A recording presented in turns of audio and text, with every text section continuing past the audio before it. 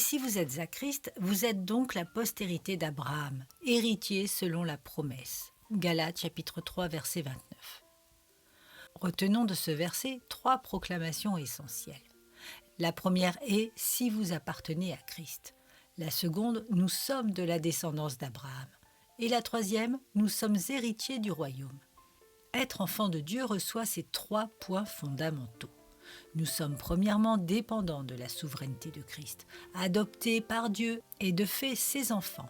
Puis nous sommes devenus de la descendance d'Abraham et par conséquent nous endossons une généalogie spirituelle par le sang de Christ. Et enfin, nous sommes héritiers de la vie éternelle et des richesses du royaume de Dieu.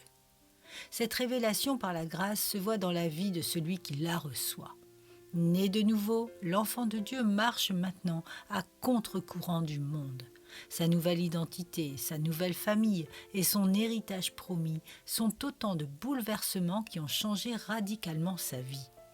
Cela implique une attitude, une discipline, un comportement, des décisions nouvelles qui se traduisent par une vie de sanctification dans une marche qui progresse d'année en année. Mais au-delà de cette nouvelle vie, mesurons-nous, frères et sœurs, la grâce qui nous a été accordée ?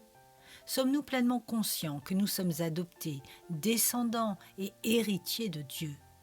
En quoi cela se voit dans notre vie ? Est-ce que nous nous positionnons fermement avec amour dans le monde ou cachons-nous encore beaucoup notre nouvelle identité ? Sommes-nous totalement libérés de notre ancienne emprise charnelle ou encore souvent esclaves ?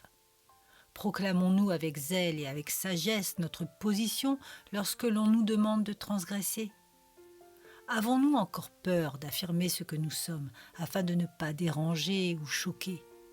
Dieu est-il plus ou moins important que notre réputation aux yeux des hommes ? L'heure du bilan a sonné pour chacun d'entre nous, pour les véritables enfants de Dieu. Frères et sœurs, veillons à ne pas nous placer sous la lumière et de rester dans l'ombre afin de ne pas éclairer ce qui doit l'être.